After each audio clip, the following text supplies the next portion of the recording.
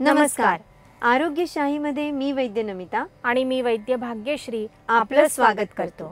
आरोग्यशाहीमधलं शेवटचं अक्षर आहे ह. ह आहे हर्बचा, आपल्या सर्वांचं आरोग्य सुरक्षित ठेवणाऱ्या वनस्पतींचा.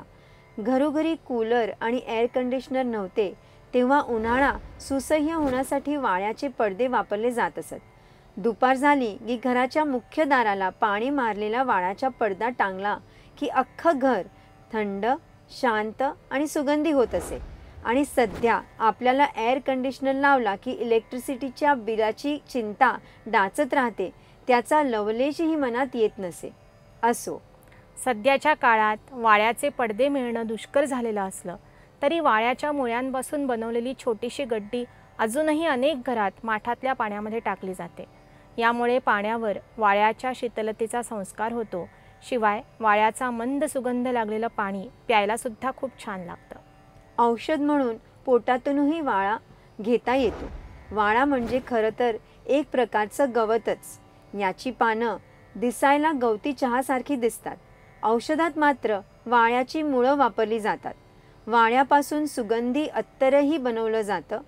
हिरव्या रंगाचं हे अत्तर अतिशय सुगंधी असतं, पण शुद्ध वाळ्याचं अत्तर महागही खूप असतं.